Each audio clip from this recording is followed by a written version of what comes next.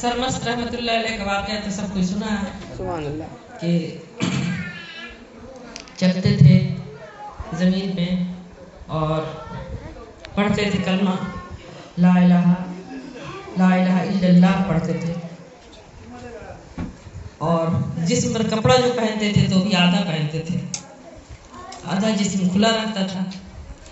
تو بادشاہ وقت سے لوگوں نے شکایت کی، عوام شکایت کرتا ہے ان سے کہ ان کو دیکھیے یہ اپنے آپ کو اتنے فقیر ہیں، اللہ والے ہیں، اور یہ کپڑا آدھا جسم پر پہنتے ہیں. جب شکایت بادشاہ کے دربار میں پہنچی تو بادشاہ سرمست رحمۃ اللہ علیہ کو اپنے دربار میں بلایا، اور دربار میں بلا کے پوچھا کہ ہم نے سنا ہے کہ تم نے کلمہ پڑھا ہے لا الہ الا اللہ، اور یہ جو تم لباس پہنے ہو جسم پر، یہ تو آدھا جسم پر لباس ہے، آدھا جسم کھلا کیوں ہے؟ سرمست رحمۃ اللہ علیہ نے کہا مجھے جسم پر آدھا لباس تمہیں نظر آتا ہے اور تمہاری عوام میں ساری دنیا ننگی گھومتی، وہ نظر سبحان اللہ. سبحان اللہ. وہ نظر نہیں آتا ہے. یا اللہ. بادشاہ پریشان ہوا. تو دراصل وہ یہ بتا رہے تھے کہ عوام راجا کا کام ہے کہ وہ اپنے عوام کو، اپنے پرجا جو اس کا عوام ہے اس کا دھیان رکھے، صرف اس کے رہائش کا نہیں، اس کے بھلائی کا، فلاحی کا، اور اس کے لباس کا، اس کے ہر چیز کا دھیان رکھنا بادشاہ کا کام ہے. تو بادشاہ کیسا بادشاہ ہے وہ جو اپنے رعایا کی ہر چیزوں کا دھیان نہیں رکھ سکتا؟ جب دھیان نہیں رکھ سکتا تو وہ لوگوں کو تعلیم دینے کے لیے آدھے جسم پر لباس پہنتے. تو بھی دنیا اتنا اندھا اور اتنا آگے چلا گیا ہے اس زمانے میں. آج کا تو بات ہی الگ ہے کہ نظر نہیں آتا. جب اس نے کہا کہ ساری دنیا تمہاری عوام جو ہے کہ وہ ننگا گھومتی ہے، ہمارا آدھا لباس، فقیر ہیں، اللہ والے ہیں، وہ نظر آ جاتا ہے، لیکن عام عوام کا یہ حال یہ نظر نہیں آتا. یہ بڑا خاص جملہ ہے. اور پھر انہوں نے کلمہ پڑھا لا الہ الا اللہ. تو اس نے کہا کہ تم کلمہ غلط پڑھتے ہو. آپ نے کہا کلمہ غلط کیسے ہے؟ تو انہوں نے کہا اب چونکہ لا الہ الا اللہ وہ پڑھ رہے تھے تو محمد رسول اللہ سے ان کا وجود لبریز تھا، وہ حضور کی محبت میں ذات میں فنا ہو گئے.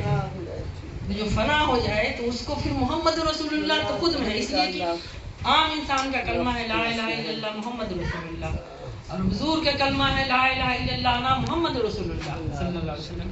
جو حضور کی ذات میں فنا ہو جائے تو پھر محمد رسول اللہ چھپ جاتے ہیں. محمد رسول اللہ کا مقام یہ ہے، حضور کا مقام یہ ہے کہ حضور تو ہر مقام پہ حضور سے ہی ظاہر ہے، لیکن جو ہستی حضور کی ذات میں فنا ہو جائے تو وہ پھر اس مقام پہ جا کر کے اس کی فنائیت حضور کی بقا کے ساتھ بقا ہو جاتی ہے. سبحان اللہ. تو اس لیے زبان پہ وجود پہ صرف لا الہ الا اللہ کا نعرہ تھا. تو بادشاہ اورنگزیب کا زمانہ تھا. اورنگزیب رحمۃ اللہ علیہ ان کے نام میں آتا ہے، بڑا پارسا اور بڑا عبادت گزار بادشاہ تھے. انہوں نے کہا کہ ٹھیک ہے اگر یہ کلمہ پورا نہیں پڑھیں گے تو ان کو یہ آنے والی جمعہ کو ان کو اسی جامع مسجد میں قتل کر دیا جائے گا. سب لوگ مان گئے. ان سے کہتے رہے کہ آپ کلمہ پڑھیں، پورا پڑھیں، لیکن ان کو تو پورا کیا، وہ آدھا کیا. ان کو جو وجود جو ہستی میں جو فنا ہو جائے اس کو کیا پتہ چلتا ہے. وہ کلمہ وہی پڑھتے رہے. جمعہ کی نماز کے بعد سرمست رحمۃ اللہ علیہ کے سر جامع مسجد کی سیڑھیوں کے پاس منبر کے باہر قتل کر دیا گیا، شہید کر دیا گیا. سر کو تن سے جدا کر دیا گیا. جب سر تن سے جدا ہوا، اوپر جب منبر پر نیچے پوری سیڑھی تھی تو سر تن سے جدا ہوا اور خون جب بہنا شروع ہوا اوپر سے منبر سے لے کے نیچے تک سیڑھی پر، تو ہر سیڑھی پہ خون کے ساتھ محمد رسول اللہ لکھا چلا گیا. ہر سیڑھی پر محمد رسول اللہ لکھاتا ہوا چلا گیا. اور سرمست رحمۃ اللہ علیہ ایک دم جلال میں آ گئے. اس وقت جلال میں آئے اور اپنا کٹا ہوا سر کو اٹھا لیے ہاتھ میں اور لے کے چلنے لگے. دھر سے تن الگ ہے سر اور لے کر کے چلنے لگے جلال کی کیفیت میں. تو جمنا ندی کے قریب تھا کہ جمنا ندی کے قریب پہنچ جاتے اور ایک دم جلال کی کیفیت میں پوری دنیا پوری ہندوستان میں تباہی مچ جاتی. ان کے پیر و مرشد سرمست رحمۃ اللہ علیہ کے پیر و مرشد حاضر ہوتے ہیں. کہتے ہیں سرمست کیا کرنے کہاں جا رہے ہو؟ کہتے ہیں کہ اللہ کی بارگاہ میں انصاف مانگنے چلا ہوں. اللہ کی بارگاہ میں انصاف مانگنے جا رہا ہوں. مرشد نے فرمایا سرمست اللہ کی بارگاہ میں انصاف مانگنے چلے ہو؟ محمد رسول اللہ کی بارگاہ میں انصاف ہو چکا. حضور کی بارگاہ میں انصاف ہو چکا. دیکھتے نہیں، سیڑھیوں پر نظر نہیں کرتے، سیڑھیوں پہ نظر دیکھا نہیں. محمد رسول جب دیکھنے والوں نے دیکھا جامع مسجد میں بھیڑ لگ گئی لوگوں کی کہ ہر سیڑھی پر ہر کوئی تو خوش تھا اس وقت کہ یہ کلمہ نہیں پڑھ رہے ہیں صحیح تو ان کو شہید کر دیا گیا ہے. لیکن جب محمد رسول اللہ لکھاتا گیا اور جتنا خون بہتا جاتا ہر خون کے قطرے سے محمد رسول اللہ لکھاتا تھا. پیر مرشد نے فرمایا سرمست اللہ کے نام پر سر کو جھکا دو. اگر تم چلے گئے جمنا تک پہنچ گئے تو یہ ہندوستان تباہ ہو جائے گا. یہ ہندوستان یہ خواجہ کا ہندوستان ہے، یہ خواجہ کا ہندوستان ہے. یہاں ایمان خواجہ کے صدقے میں ملا ہے اور تم اس کو تباہ کرنے جا رہے ہو. پیر مرشد نے جب فرمایا کہ اللہ کے نام پہ سر کو جھکا دو اور اس کے بعد میں پھر ان کو لا کر کے وہی جامع مسجد کے صحن میں وہاں دفن کیا گیا. تو ساری دنیا کے لیے عبرت ہے. اللہ والوں کی طرف سے جو آتا ہے بہت بڑی بات ہے. اور کیا کہیں گے، کہنے کے لیے تو کہنے سننے کے لیے تو بہت کچھ ہے، کہنے سننے کو بہت کچھ ہے، لیکن ایک التجا ہے کہ ہم لوگ حضور کے نام لیوا ہیں، حضور کے چاہنے والے ہیں، بارگاہ مرشدی والے ہیں، تو یہ بہت بڑا عنایت اور بہت بڑا کرم ہے. تو ہم لوگ یہ کرم کو بس یوں ہی گنوا رہے ہیں یا صحیح معنوں میں ہم لوگ ان کے کرم کے سائے ہم کو ملنے والے ہیں قیامت کے دن. اور دنیا میں بھی ہر وقت پیر و مرشد کی نگاہ رہتی ہے، لیکن ہم سب سے بڑا ہے کہ جو جتنا بڑا ہوتا ہے اس کی ذمہ داریاں اتنی بڑی ہوتی ہیں. تو ذمہ داری ہمارے اوپر بہت ہے. ہم لوگوں کو کام ہے کہ اپنے بچوں کو، اپنے جو ہم سے چھوٹے ہیں ان کو اچھی تربیت کریں. سب سے بڑی تربیت بہت بڑی نعمت ہے، اور تربیت اگر نہ ہو صحیح تو پھر ہم اور آپ سب کی پچھائی ہوگی. اگر ہم تربیت اپنے بچوں کو اگر نہیں کر رہے ہیں صحیح، آج کی فرنگی فیشن کے ساتھ اگر ہم چلنے دے رہے ہیں بچہ لوگ کو، تو ہم سوچے کہ بچوں کی خوشی، بچے لوگ تو نادان ہیں. آج کے دور میں یہ تو پورا کام ہو رہا ہے کہ ایمان کو کیسے خریدا جائے، کیسے تباہ کیا جائے، مسلمانوں کے سینے سے ایمان کو کیسے کھینچا جائے. یہ تو پورا طبقہ آج سے نہیں، پہلے سے بھی حضور علیہ الصلوۃ والسلام اسلام کے آنے سے پہلے سے اور اسلام کے آنے پر تو بہت زیادہ اسلام کے دشمن ہوئے.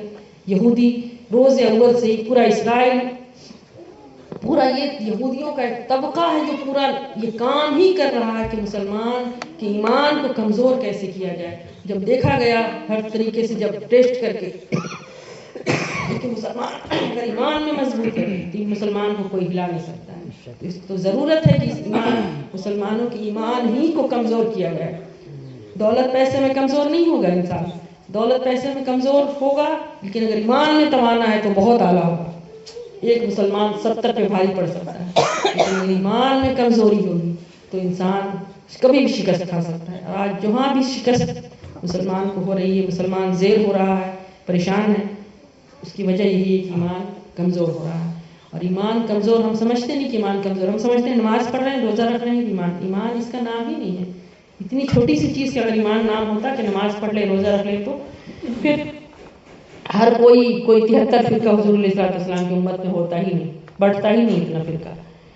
تو ایمان ضرورت ہے ایمان کو اعلیٰ کرنے کے لیے، اور اعلیٰ کرنے کے لیے ہم اور آپ جو جتنے بھی نعت اگر ہم لوگ پڑھتے سنتے ہیں تو ہم لوگ خالی سنیں اور دل ہم لوگ واہ واہ کر لیں، اچھا لگ جائے. صرف اچھا لگنا مقصد نہیں ہے، اچھا لگے وہ کہ اس کے اندر کیا اچھی چیز کیا لگی جس کو ہم زندگی میں اپنائیں.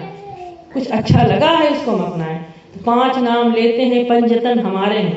ہم کہتے ہیں نا 5 نام لیتے ہیں پنجتن ہمارے. تو پنجتن ہمارے ہیں تو ہم پنجتن کے راستے پر ہیں. پنجتن میں حسن حسین لے لیا ہے چاروں کو مصطفیٰ نے چادر میں. اس چادر تطہیر کا صدقہ ہمارے اوپر ہے. فاطمہ الزہرا رضی اللہ تعالیٰ عنہ کی پردے کا صدقہ ہمارے اوپر ہے. ہم اتنا بے حیا ہو گئے ہیں. بے حیائی سب سے بڑا گناہ ہے، بہت بڑا گناہ ہے کہ ہم فاطمہ الزہرا رضی اللہ تعالیٰ عنہ کے سر کے ایک بال کو بھی کبھی کسی غیر محرم نے نہیں دیکھا. اور حضرت علی رضی اللہ تعالیٰ عنہ فرماتے ہیں، حدیث ہے کہ آقا علیہ الصلوۃ والسلام ایک دن مسجد میں پوچھنے لگے کہ صحابہ کرام لمبا مجمع تھا، بتاؤ عورتوں میں سب سے افضل کون ہے؟ اب صحابہ کرام سوچنے لگے کہ بھئی عورتوں میں سب سے افضل حضور پوچھے ہیں. تو صحابہ کرام جواب دینے لگے. کوئی کہنے لگا یا رسول اللہ صلی اللہ علیہ وسلم آقا وہ عورت سب سے اچھی ہے جو اپنے شوہر کا فرما بردار ہے. جو پاک صلی اللہ علیہ وسلم نے فرمایا ہاں تمہارا جواب صحیح ہے لیکن تم میری مراد کو نہیں پہنچے. پھر کسی نے جواب دیا آقا وہ عورت سب سے اچھی ہے جو اپنے ماں باپ کو خوش رکھتی ہے. حضور نے فرمایا ہاں تمہارا جواب صحیح ہے لیکن تم میری مراد کو نہیں پہنچے. پھر کسی نے جواب دیا حضور وہ عورت سب سے اچھی جو اپنے بچوں کی صحیح تربیت کرتی ہے. حضور علیہ الصلوۃ والسلام نے فرمایا ہاں یہ بڑا خاص جملہ ہے، یہ صحیح بات ہے، یہ بالکل حق ہے، لیکن اس وقت تم میری مراد کو نہیں پہنچے. ہر کوئی جواب دے رہا تھا. حضور علیہ الصلوۃ والسلام ہر ایک کا جواب کو سنتے تھے اور کہتے تھے اور جو عورت پردہ دار ہو. حضور علیہ الصلوۃ والسلام نے فرمایا ہاں. لیکن حضرت علی رضی اللہ تعالیٰ عنہ کہتے ہیں کہ میں ہماری قد میں چھوٹے تھے قد تو پیچھے سب سے پیچھے بیٹھے تھے. تو فرماتے ہیں کہ میں سائڈ والے دروازے سے جب دیکھا کہ سب کوئی کا جواب حضور سن رہے ہیں اور سب کسی کا جواب معقول نہیں ہو رہا، وہ جواب نہیں جو حضور چاہتے ہیں صلی اللہ علیہ وسلم. تو حضور علیہ الصلوۃ والسلام کا جواب دیتے ہوئے حضرت علی رضی اللہ تعالیٰ عنہ پیچھے کے دروازے سے چلے گئے باہر اور جا کے سیدہ فاطمہ الزہرا رضی اللہ تعالیٰ عنہ کے پاس گئے اور جا کے کہنے لگے کہ حضور پاک صلی اللہ علیہ وسلم نے یہ سوال پوچھا ہے کہ عورتوں میں سب سے افضل کون ہے. تو کہنے لگی حضور نے پوچھا ہے تو یہ آپ سے لوگوں سے پوچھا ہے تو آپ مجھ سے پوچھنے آئے ہیں. کہنے لگے صحابہ کرام جواب دے رہے ہیں لیکن حضور فرما رہے ہیں کہ تم کسی کا جواب میری مراد کو نہیں پہنچا ہے. فاطمہ الزہرا رضی اللہ تعالیٰ عنہ کہنے لگی اس میں اتنی معمولی سا کوشچن آپ پوچھنے آئے ہیں آپ. کہنے لگی ہاں بتا دو سیدہ فاطمہ بتا دو کیا جواب ہے تاکہ میں جا کے جواب دے دوں صحیح جواب. کہنے لگے عورتوں میں سب سے اچھی وہ عورت ہے جس کو کبھی کسی غیر مرد نے نہیں دیکھا ہو اور نہ کبھی اس نے کسی غیر مرد کو دیکھا ہو. کسی غیر مرد کو نہیں دیکھا اور کسی غیر مرد نے اس کو نہیں دیکھا. سب سے اعلیٰ اور سب سے افضل عورت وہ. دوڑتی ہوئی حضرت علی رضی اللہ تعالیٰ عنہ آئے اور پیچھے کے دروازے سے آ کے پھر جا کے بیٹھ گئے مجلس میں. بیٹھ گئے اور دھیرے سے جب تک سوال جواب چل ہی رہا تھا لوگ صحابہ کرام جواب دے ہی رہے تھے. حضرت علی رضی اللہ تعالیٰ عنہ ہاتھ اٹھائے کہے یا رسول اللہ میں جواب دوں. حضور نے فرمایا جواب دو. کہنے لگے آقا عورتوں میں سب سے اچھی عورت وہ ہے جس کو نہ کسی غیر محرم نے اس کو دیکھا ہو نہ اس نے کسی غیر محرم کو دیکھا ہو. رسول پاک صلی اللہ علیہ وسلم جواب سنتے ساتھ زاروں قطار رونے لگے. حضور زاروں قطار رونے لگے. کہنے لگے میں کہتا ہوں نا کہ فاطمہ میرے جگر کا ٹکڑا ہے. سبحان اللہ. میں کہتا ہوں نا اس لیے نہ میں کہتا ہوں کہ فاطمہ میرے جگر کا ٹکڑا ہے. اب صحابہ کرام ان سے پوچھ کے صحابہ کرام علی رضی اللہ تعالیٰ عنہ کا منہ دیکھنے لگے کہ جب تعریف فاطمہ کی ہو رہی ہے جواب علی دے رہے ہیں. اب حضور تو جان گیا نا کہ فاطمہ سے پوچھ کر کیا ہے. حضور جانتے ہیں کہ فاطمہ کا مرتبہ کیا ہے اور فاطمہ اس کا جواب فاطمہ ہی کے پاس صحیح ہے. تو اتنا بڑا سوال ہے. تو ہم دیکھیں کہ ہم پنجتن پاک سے محبت حضور نے ہمارے لیے لازم کر دیا. ان کی محبت کے بغیر ہمارا کچھ نہیں، ایمان کا کوئی پلہ ہی نہیں ہل سکتا. ہم ان کی محبت میں اگر ناکامی ہوئی تو ایمان ہل گیا، ایمان رہا ہی نہیں. اس لیے ان کی محبت کی بھاگ دوڑ اس کے ذریعہ اس میں پیوست کر دیا گیا ہے، ایمان کا جز بنا دیا گیا ہے. ایمان کا جز ہے تو محبت اگر ہے تو پردے کی پابندی بہت ضروری ہے، جو ہم لوگوں کے اندر بہت کمی ہو گئی، بہت زیادہ اس پر تھوڑا غور کرنے کی. اور ہم صرف اکیلے، یہ تو ہر ایک کے لیے نا، ہم لوگ سب کو چاہیے غور کرنا. اگر ہم لوگ سب مل کے تھوڑا تھوڑا سا اگر بانٹ لیں گے اس کو تو انشاءاللہ یہ مسئلہ بہت آسان ہو جائے گا. ہر کوئی اس کو سمجھے، ہر کوئی اس پر غور کرے کہ سیدہ کائنات جنت کی عورتوں کی سردار ہے. تو جنت میں جب جائیں گے تو جن کی سرداری ہے، جن کے ذریعہ ہماری پہچان ہوگی اور ہم جنت میں داخل ہوں گے، تو ہم نے ان کو منہ دکھانے کے لائق اپنے آپ کو بنایا. میرا کوئی ایسا کردار، کوئی ایسا عمل ہے جس کے ذریعے سے ہم کہہ سکیں کہ ہاں ہم سیدہ کائنات کا نام لیتے تھے دنیا میں، یا ان کے کچھ فرمان پر بھی چلتے تھے، ان سے نسبت تھی تو یہ کام کرتے تھے. دنیا بھاڑ میں جائے، دنیا کچھ ہزار بات بولے، دنیا کہے باپ، یہ بہت لوگ تو بہت کچھ کہتے ہیں. آدمی اگر سر پر دوپٹہ اڑ کے جائے تو لوگ سمجھتے ہیں کہ بھائی میری بے عزتی ہو جائے گی. یہ سب کچھ اسلام کو کمزور کرنے کے لیے یہودیوں کی طرف سے آیا ہوا یہ منصوبہ ہے. اس کو ہم سب کو پہلے سمجھنا ہوگا، اور اس کے آئینے میں ہم کو اسلام کا پس منظر کو دیکھنا ہوگا کہ ہم کتنا. کہنے کو تو بہت کچھ، کسی کچھ نہیں جاتا، ہر کوئی آزاد ہے، جو چاہے کر سکتا ہے آدمی. لیکن تھوڑی سی چیز ایسی ہے جس کو انشاءاللہ تعالیٰ اگر ہم سمجھیں اور کریں تو انشاءاللہ تعالیٰ ہم سمجھتے ہیں کہ ہمارے لیے دین بہت آسان ہے. دین بہت آسان ہے.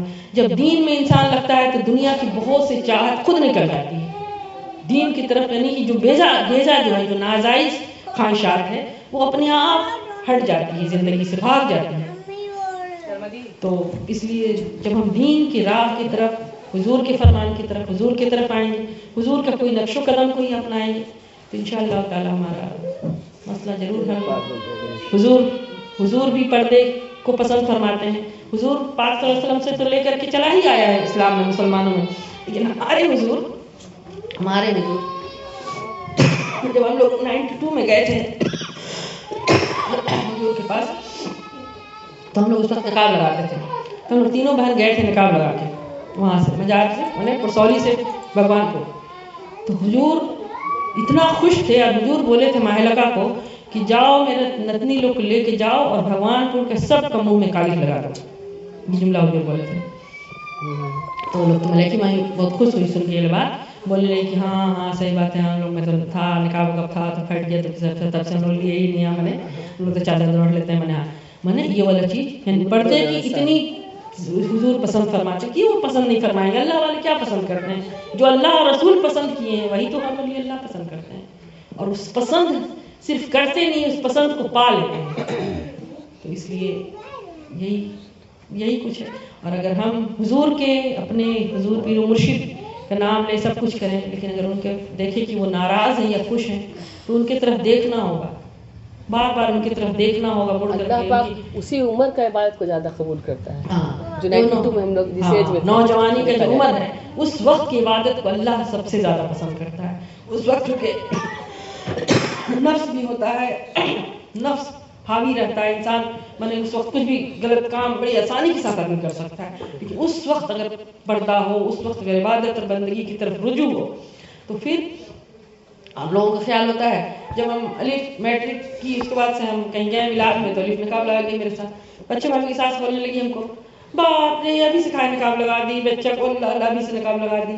پھر اور اللہ باجی آپ تو ایسا کرتے ہیں، بیٹی لوگ کہاں نقاب لگا دیا. ہم بولے پردہ اگر ہے تو خراب کیا ہے اس میں؟ پردہ تو ہم لوگ کا اسلام گئی تھا. ہاں یہ بات تو صحیح، مگر نہیں بولتا منہ سے، لیکن جب بات آئے تو سوچتا ہے دنیا داری میں گم ہونے کی وجہ سے لگتا ہے کہ نہیں یہ چیز نبک ایسا نہیں ہے صحیح. لیکن اگر ہم لوگ اس کو دیکھیں کہ ہم لوگ اللہ حضور کرم کہ ہم لوگ جو بھی عبادت بندگی، جو بھی نماز، جتنا زیادہ وضو میں رہیں گے اتنا دل زندہ رہتا ہے. حضور کا اگر اٹھ کر کے، حضور اسی لیے نا وہاں فرزوری میں بھی ہم لوگ اٹھنے کا ہے. صبح اٹھ گئے، اگر صبح اٹھ کے نماز ہی پڑھ لیے، وہاں تو خیر صبح سے آدمی کام میں لگ جاتا، وہاں تو خیر دستور زندگی سکھائے جاتے ہیں، وہاں تو الگ بات ہے. لیکن ہم لوگ اسی کو یاد کر کے سوچیں کہ ہم لوگ صبح اٹھ کے دور کرتے نماز ہی پڑھ لیں، عشق الہی پڑھ لیں،